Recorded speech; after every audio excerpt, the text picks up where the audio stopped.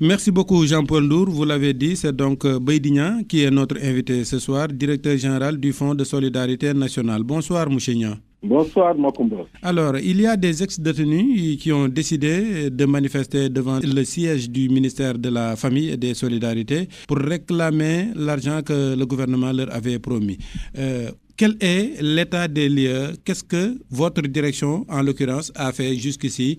Oui, Macoumba, je vais peut-être vous corriger en disant que des ex-détenus avaient décidé.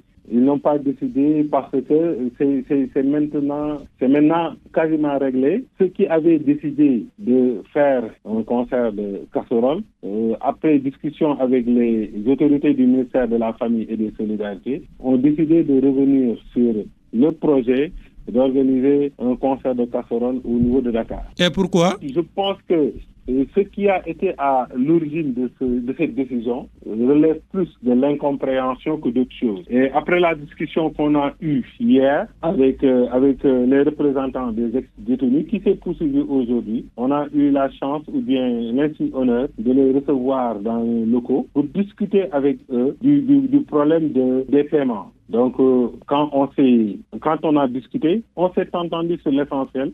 Et ils ont compris que l'État était en train de mettre tout en œuvre pour que l'ensemble des assistances soient mises à leur disposition avant la fête de Tabaski. Est-ce que ce sera fait? Est-ce que tout le monde aura reçu avant la fête de la Tabaski? Nous l'espérons. Le ministère de la Famille et des Solidarités a mis en place un dispositif qui lui permet d'appeler l'ensemble des ex-détenus pour avoir un certain nombre d'éléments. Et si l'ensemble des éléments sont réunis, nous pensons que rien ne s'oppose au fait qu'ils soient payés donc avant la fête de la Tabaski. Et donc il y a un certain nombre de conditions qu'il faut réunir. Il faudrait que la personne soit identifiée, qu'elle soit identifiée comme une personne ayant été ex-détenue, donc comme ex-détenue, et qu'elle soit identifiée avec un numéro de téléphone, une carte nationale d'identité. Et si toutes ces conditions sont réunies, donc le comité qui est mis en place au niveau du ministère est présidé par le secrétaire général du ministère,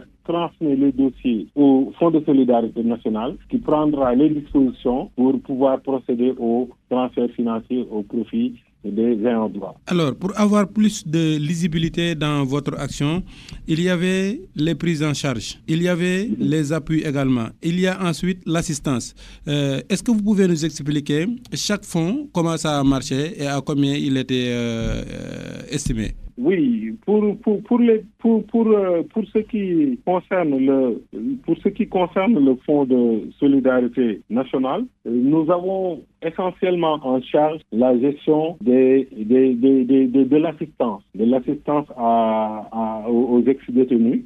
Mais au niveau du ministère, il y a des montants qui ont été mobilisés pour la prise en charge des détenus au niveau de la délégation générale à la protection sociale et à la solidarité nationale. Ce montant s'élève à 142 869 000, donc qui a été mobilisé au courant du mois de juillet 2024 pour prendre en charge les cas les plus urgents de personnes malades, de personnes ayant des maladies qu'il fallait rapidement prendre en charge.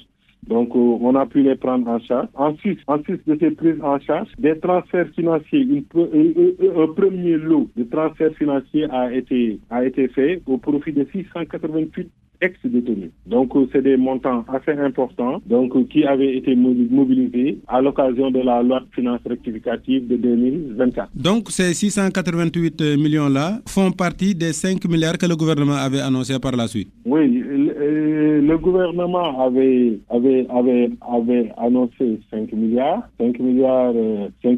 qui ont été mobilisés pour le moment en deux phases. La première phase, c'est la phase de 2024 avec un montant de 500 millions. La seconde phase a été mobilisée au niveau de la loi de finances initiale de 2025. Et ce montant s'élève à 1,8 milliard.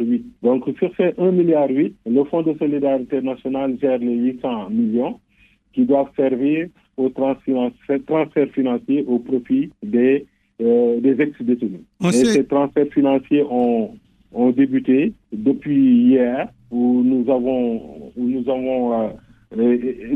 transféré nous avons transféré à 258 ex-détenus, donc pour un montant de 500 000 par personne. D'accord. Mais sur quelle base vous avez fait la sélection, le choix de ces personnes-là? En fait, c'est un comité. C'est un comité qui a été mis en place par le ministre de la Famille et des Solidarités et qui est composé de l'ensemble des services intervenant directement ou indirectement dans la gestion des ex-détenus. Je peux citer parmi ces services le ministère de la Famille et des Solidarités, le ministère de la Justice, le ministère de l'Intérieur, le ministère de la Santé et le ministère des Finances, et les ex-détenus également sont représentés au niveau de ce comité qui a en charge l'identification des ayants droit, mais également le dépouillement des dossiers avant le choix définitif des personnes devant recevoir les appuis. Oui, mais on sait qu'il ne s'agit pas seulement des ex-détenus, il y a d'autres victimes, des gens qui avaient perdu leur villa incendiée, d'autres leur véhicule, d'autres leur station de carburant. Est-ce que ces gens-là sont concernés par cette assistance, cette enveloppe de 5 milliards? Pour le moment, le comité qui a en charge d'appuyer les ex-détenus et autres victimes, parce que c'est comme ça qu'on l'appelle, c'est un comité en charge d'apporter son assistance aux ex-détenus et autres victimes, se penche sur la situation des ex-détenus. Et chaque fois que de besoin, tous les dossiers qui lui seront transmis feront l'objet d'études avant que le choix définitif des ayants droit soit fait. Pour le moment, on est sur les ex-détenus et après les ex-détenus, certainement, le comité va étudier les autres dossiers et éventuellement, si c'est nécessaire, apporter l'appui à des Sénégalais qui en auront besoin. Ceux qui perçoivent pour le moment, à travers quel canal?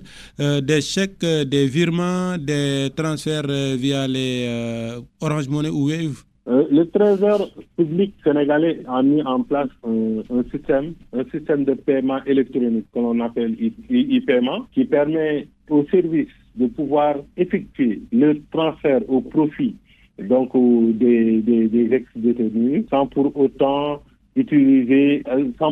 passer directement par les autres opérateurs de paiement. Donc le Trésor est à peu près un agrégateur de solutions qui a la possibilité de toucher en même temps l'essentiel des opérateurs de transfert monétaire. Donc on le fait à travers le Trésor qui va faire les transferts au profit des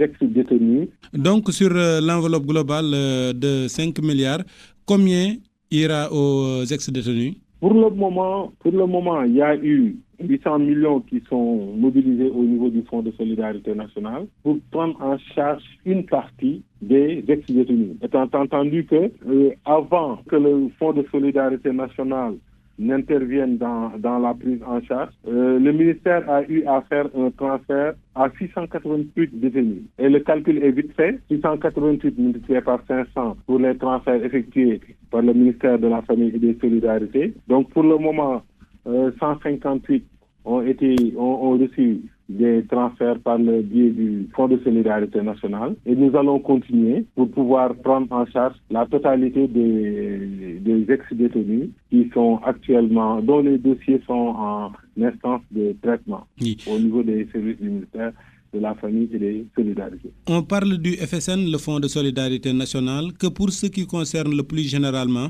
cette enveloppe de 5 milliards, cet appui ou assistance qui va aux ex-détenus ou aux victimes des violences préélectorales. Mais en dehors de cela, quelles sont vos autres missions, quelles sont vos autres actions principales, vos autres actions phares?